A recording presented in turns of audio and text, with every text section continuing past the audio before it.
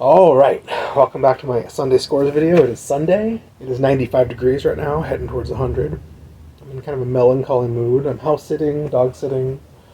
Had some beers and hung out with my sister and her friends last night. I don't know, it took the life right out of me a little bit.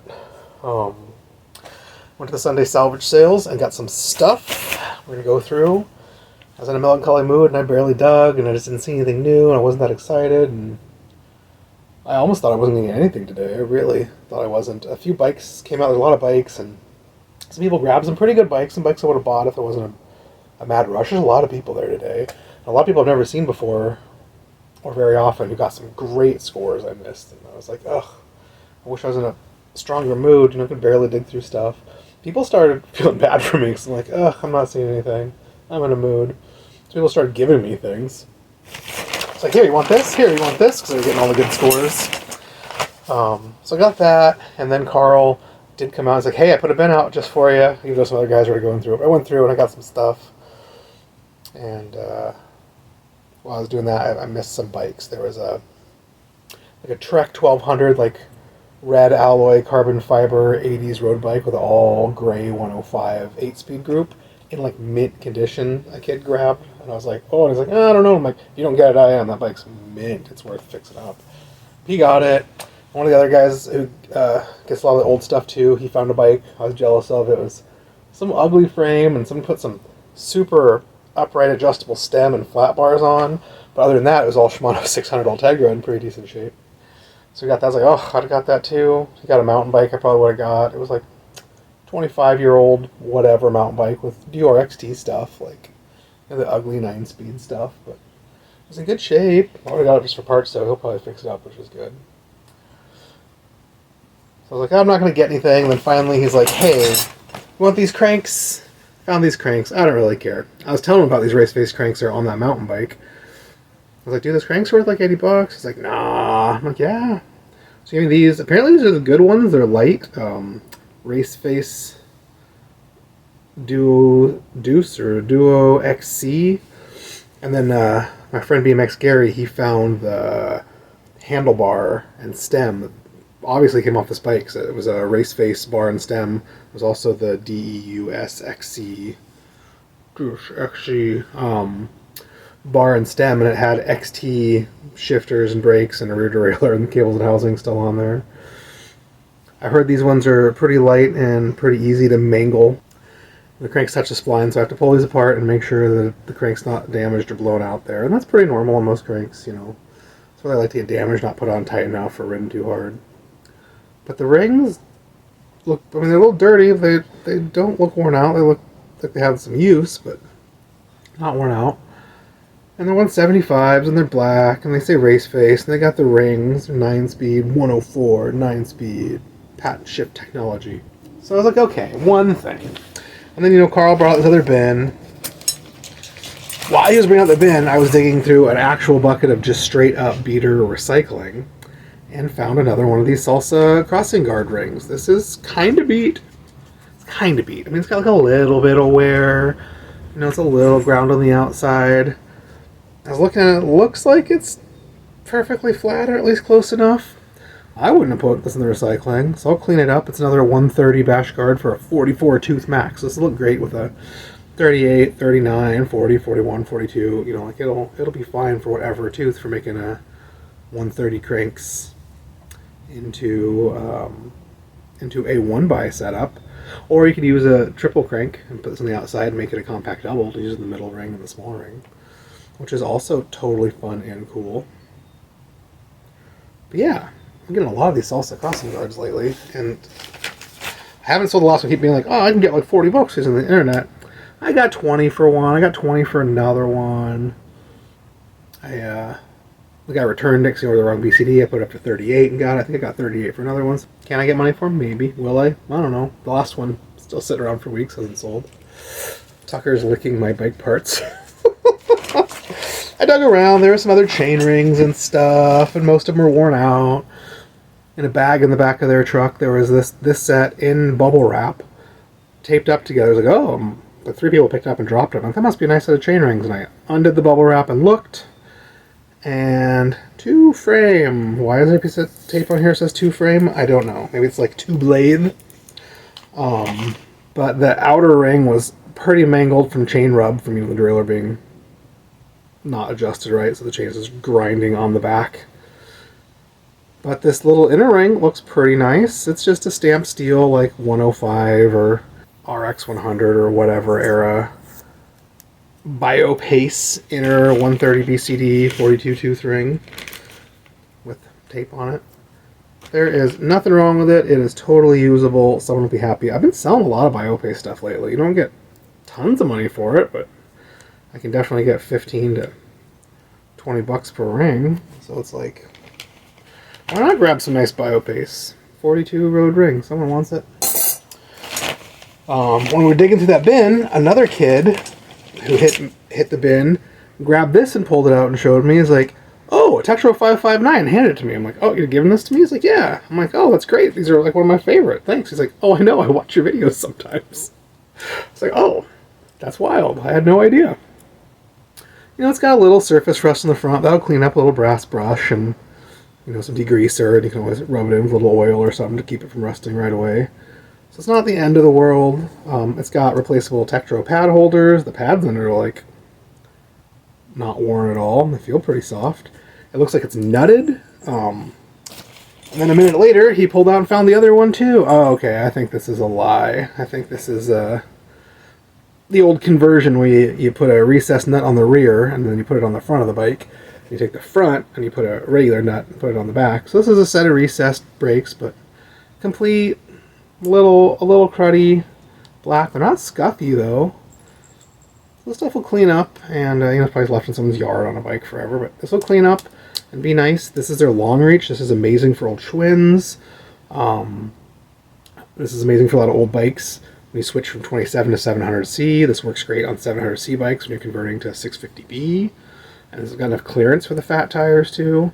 So these are great and all complete. And other than some sun fading and corrosion, some, what do you call this? Surface rust. This is purely cosmetic corrosion. Doesn't affect anything.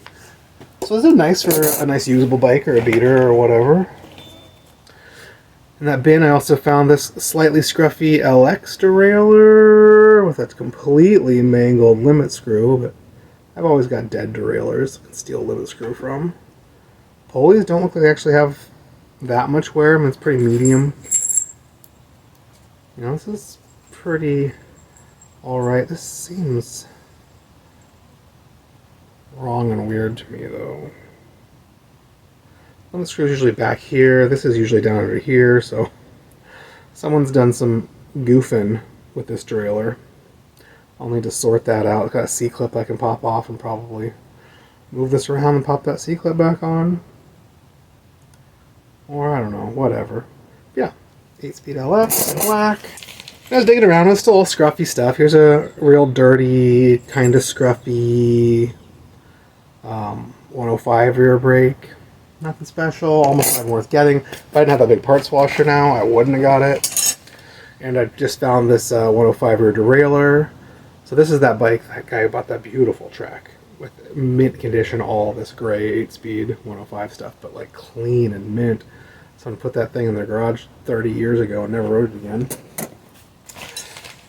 Oh, I found these. This is fun. So I found one and then found the other, like brand new Jaguar brake pads, and found another set of these XTR LX brake pads, brand new in the box. I think I just sold a set of these for, let's say, $10 in the back. What other fun stuff? Oh, on the bottom, after everyone had already dug through, I found these. Another bead tie, which is fun, but they have 2 track cogs. So this is funny. I just sold one of these. I sold one, and then the post office never checked it as received, never found it, never delivered it, I never found the guy's money. So I'm going to try again. Here's a EuroAsia Imports 18-tooth ISO, made in the USA, half-inch track cog. Very cool. And then the smaller one, and it has like very little use on it. The smaller one's got a little more use, but still not much. The smaller one is an NJS stamped 16-tooth Dura-Ace track cog. So the Dura-Ace track cogs and lock rings are the original hotness.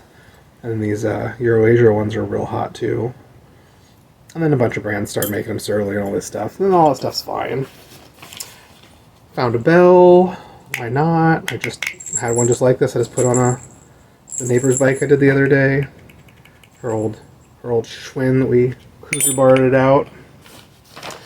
What else? I found one little Ziploc bag with a BB spacer and 3 recessed brake nuts. You always need those. You always need them when you're swapping stuff around. Found a set of junk brakes in a recycling bin in the back of their truck too, and a dead 105 front derailleur, but I stole the pretty bolt because they're like tapered and pretty and, you know, different than just the junk you buy at the hardware store. I like the more pretty, more bike-specific bolts.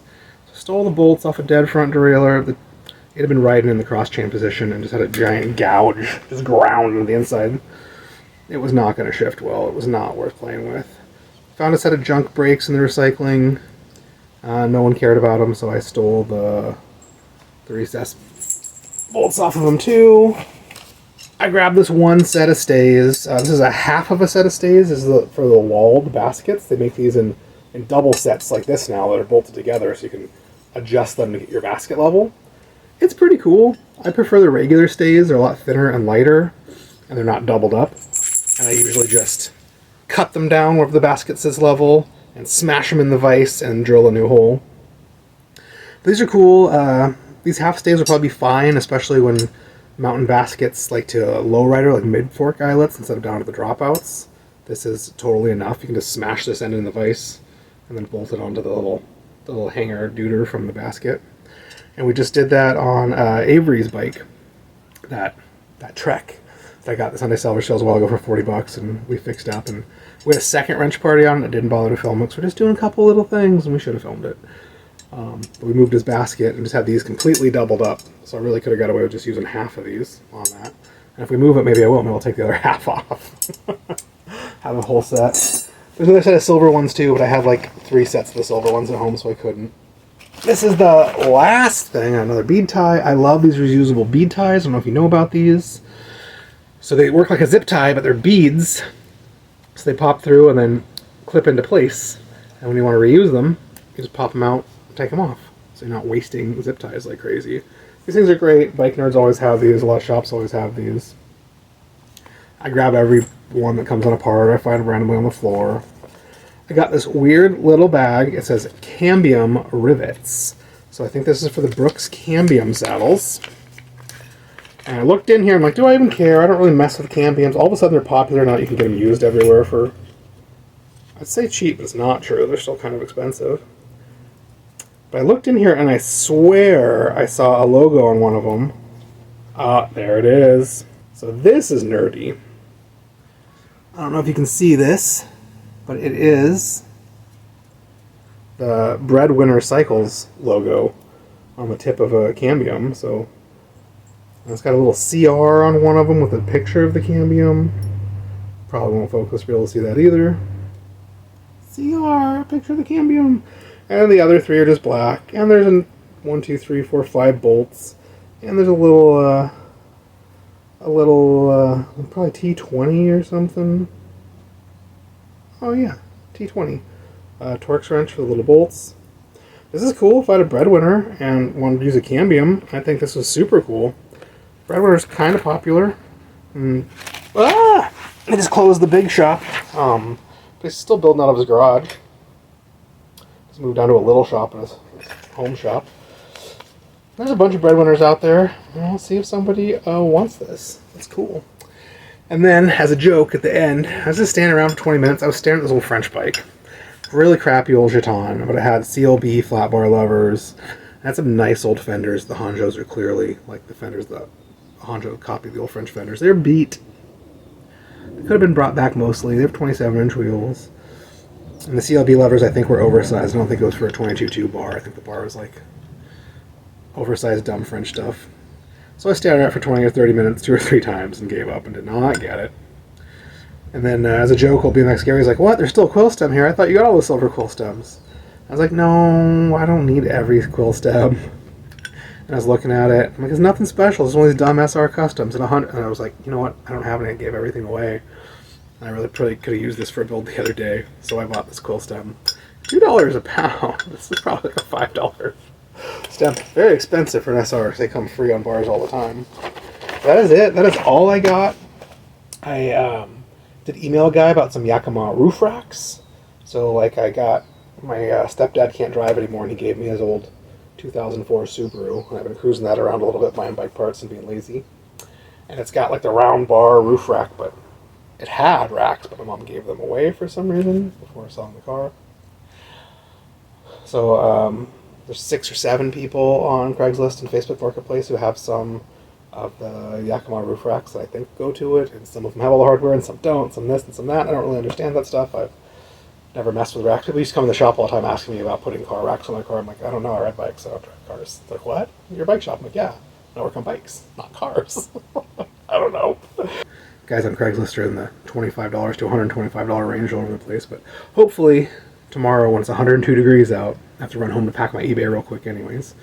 I'm going to go to this dude's house, hopefully, if he hasn't sold them already, and buy a set of Yakima racks so I can move cars easier. I did put that little back rack on my car, but it's like all crappy and doesn't really fit right, and the little latches pop off, little hook things. I'm like, oh. I've been too scared to actually put a bike on, even though it's been on the car for a few weeks. So, who knows? Roof rack would be fine. I'm a big, strong guy. I can lift bikes up there and tie them down. That's on the back of your car where it's going to get hit or bumped by other cars. I don't know. That's my plan. I'm dog sitting all this week. I'm dog sitting some next week, so I'll probably do another Sunday salvage next week from Lindsay's. I've been looking at Craigslist and Facebook Marketplace a little bit, so maybe I'll find some more stuff to buy. Maybe I'll find some cool scores, because this is only $15 for the stuff and only one tiny little partial bag. It's just, it's not satisfying my need. But we'll see. We'll see. Something cool will happen. I did have a guy scheduled to come out here where I'm here, and I brought all the right tools. He brought his bike over, looked at it, brought all the right tools. I was going to do some work on his bike, and then he's a weird, skittish guy, and he didn't like some of the things I had to say about his bike. He wanted me to fix his rear derailleur, which he pulled the spring out of. I'm like, oh, dude, you can't wind those things and get them back together. Like, you're just going to cut yourself. Oh, I've been trying. Yeah, I cut myself. I'm like, yeah, don't do it. Just find new derailleurs. Like, oh, I don't want to spend any money. I'm like, well, I'm not free. And then he was putting brand new expensive Honjo fenders on Homage tires. He's one of those guys who's like bling drunk and doesn't know anything about bikes. But trying to set up his old 90s mountain bike with all the original parts, but with modern gravelly tires and fenders. I'm like, it's not safe to run fenders with knobs, and he was very offended by that. I'm like, yeah, leave it to them. You can do whatever you want. Just have to tell you at least once. It's not safe to run fenders with knobs. I won't do it. I know Simworks posts tons of pictures of all their friends' gravels bikes with their fenders so tight on those knobby tires, but I've seen those fenders hit those knobs and just get yanked up with the tire and crushed into a ball and get slammed in between the bridge and the tire and just crumple up like a ball. It's like yanking the e-brake on a car. You know, I've met people who've hurt themselves, broken their hands. Like, you don't want your metal fenders to crumple. Putting them in too tight of situations, especially with tires and knobs, is just not safe. It's no bueno. I know kids do it. I know it's the modern trend. All the modern trends are always unsafe things when no one does them in the past. But people don't do them because they're unsafe, and a bunch of idiots come along and do them. I'm like, it's fine. And everyone gets hurt. It's not fine. Everyone gets over it, and they start the new dumb trend. So he didn't like that. So at the last minute he bailed and told me he found a different mechanic. I think he was looking for a yes man. I think he found it. So that's fine. You don't have to pay me to work on bikes. I got another bike lined up for when I get back on the 10th. We'll see if he flakes. I don't know if he will or not. But he's got some nice old Japanese handmade bikes and stuff. He's got a Toei. He wants me to do fenders and Rinko on. And then he has some other bikes. He kind of confused me talking about so many bikes. They're all project states, and most of them look like they didn't have paint yet. Yeah, I don't know. But I think he bought Bertho fenders or Tanaka fenders. I don't remember, but I think he bought stainless steel smooth fenders, which are hard to install. And he wants them Rinkoed, which means I have to take a hacksaw and carefully cut the back fender in half. And they're never quite right, so I have to hit them with a file just a little bit to really line up and not have a big ugly gap or crease. You want them and not meh or meh or meh. And I have to make a little bridge, and then I use a Rene Hurst Renko nut. You can use lots of different stuff. That's really the best thing I've found. It's the safest and smartest design. You have to dimple the fender and put the Renko nut in, and then you can use like a quick release wing nut so that you can take the back half of the fender off and move it around to the inside. So you can Renko your bag into a bike without having to pull your whole fenders off. Most guys pull their whole fork out and leave the front wheel and fender together and tuck it up in the frame and pull the back half of the fender off so it doesn't get mangled and pull the back wheel out and set it in. So you want to be able to leave the fenders installed but still be able to remove half of the back fender. It's a trick. We did it on my old business partner, Mark Belladonna. God, do I have to go back to my Instagram and find pictures maybe. We did it on, he had the brass Simworks turtle fenders. We did it on the front fender of his to fit his roof rack on his car so he could go take his bike out riding places. Because it was like you had to take the whole front wheel out for it to clamp on, and the fender would hang down too low and hit the roof. So we Renko'd his front fender, which was funny. And I've Renko'd rear fenders for 4 or 5 customers with pretty good results. I mean, I've wrecked a fender or two. It is not easy. It's a hard thing. I told them it's hard. For a metal fender install, I charge $150. I charge more to install the fenders than most fenders actually cost. Then I also upgrade all the hardware wherever's needed and do all that kind of stuff. I told them for Renko it'd be $250 a bike. So they said one for sure and one probably doesn't need the Renko. I can always Renko it later. It's not the end of the world. So maybe I'll get to do a couple of fun videos on how to install nice metal fenders on 650B and how to do a Renko. And that'd be fun. Even though like 2 guys in the world care and they've already read the Bike Quarterly article about it. Had someone do it for them.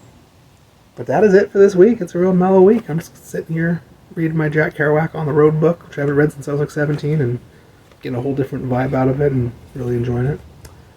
And finished watching Battlestar Galactica and daydreaming about future projects. I really want to get started on the Navarro Random E, so that's coming. It's coming. I don't trust the little Terry I built for myself. The handlebars keep slipping. I can't ride shims and bars. I gotta do something else. Gotta get rid of that Dura stem, and I don't want to. Put a different stem in and some cruiser bars, and then I'd probably trust that bike just fine. But the bars keep slipping, and the other day, a few beers in me, riding back all sketchy, cutting through rush hour traffic, and the riser bars were all the way down. It's like, almost died. It was like cutting off cars while doing it. Navarro would be nice. I want the real touring bike. Eric Reese, if you don't know him or follow him, he's a super cool dude. I met him like 15 years ago. He bought some old French pedals from me because he had a Jack Taylor he was restoring that was gorgeous. But he just posted some pictures of a bike trail that I've never gone and done that people talk about all the time. I have lots of friends do it. I'm going to go ride it. I got one buddy who's trying to get me to do it like 4 or 5 years ago. I should give him a call and see if he wants to go do it with me. He kind of moved way out in the sticks, but he'd come back into town. But it looks super gorgeous and fun, and it's 20 miles each way, all the way up and all the way back, Banks for Nonia, and it looks like I can take the max all the way to the last stop in Hillsborough, like you do when you're going to ride to the coast, just because riding the miles through town in the suburbs aren't fun. There's no point in doing them, especially when you go do like 100 miles and go out in the country. If I do that, it looks like there's like a 13-mile ride to Banks for Nonia, and then the trail itself, so I do like 65, 68 miles in one day, which 10 or 15 years ago wouldn't stop me at all. But now that I'm old and fat and lazy, it's a little worrying. I need to do a couple little longer rides around town, or maybe I should just go do it and just have a real sore butt. It's still a one-day ride. You know, I've done 100 miles in a day riding the coast over a mountain, and my butt was so sore when I got there I wanted to sit around for 3 days. So I want to do some bike camping. So doing some practice rides like this would be pretty good. I'm trying to decide if I might drive out there like a lazy bum. It's like an hour drive, or take the max for like an hour and a half, and then do a half-hour bike ride to go do like a 3 or 4 hour bike ride to come back and do another half-hour bike ride. It'd be nice. It'd be nice. I should go do it once, and then go do it again with the bike trailer and my dog. So maybe after the 14th, when I'm back in town, back from dog sitting, I might go run and do that and do a little video on that, because that'd be cool. I talked to the guy at the CCC again. He still wants me to come work for him. He still hasn't written up the job proposal and made the position. But he said maybe next weekend he'd have me start. Maybe I'll get around to it this week. And if not, I'm busy next weekend dog sitting. But they're only 5-hour shifts, and it's only like a 3 or 4 minute bike ride from here, so it's it wouldn't be a big deal. The dog's gonna chill for 5 hours on their own, with each other, not on their own. I wouldn't want to go do an 8-hour shift while I was dog sitting. But once that's done, that's like the 14th. There was talk of a camping trip on the 19th with my parents, but my stepdad just fell again, so I don't know. But I was thinking about riding my bike down there. It's in Salem. It'd be pretty good. It'd be a 5 or 6 hour bike ride for sure. Camp for a day, then try and ride back. My sister wants to deliver a car to them in Eugene. She wants to give him her minivan because he's having a hard time getting around and get a wheelchair in and out. So might drive the minivan down, catch a ride back with him to Salem, and then ride from Salem back up here on my bike. We'll see. We'll see what happens. But it's summer. Kind of got summer off. I've got weekdays off when things aren't busy or crowded. I gotta do some bike trips. I'm getting old. I gotta do some bike trips. I've been bike camping in like 15 years. It's crazy, man. And I still have this dream of, riding all the way up to Vancouver, to Canada, and take the 101 all the way back to San Diego. There's lots of cool places to stop. Or just ride from here over to the coast and go down and back up and ride around. Like, it's beautiful out here. And there's some countryside with no traffic, barely rolling 2-lane blacktops for, hundreds of miles, little country stores, and go do some ditch camping. Cheap hotels, you can get camp spots. I hear they're a little more expensive now, but they used to be like $3 a night for hiker-biker spots. I hear they're always booked up now, and everything's like 15 or 30, and still, it's fine. Little hiker-biker spot, you can still take a shower, a couple times a week. Go to the bathroom, take a day or 4 off because your butt hurts, sit on the beach and just read books for a couple of days. It's worth doing, man. Alright, anyways, I rambled way too long and I had very little parts. But anyways, thanks for watching. Let me know if you have a breadwinner and a Brooks Cambium. What a cool saddle rivet kit. Because I got one. Alright, thanks for watching.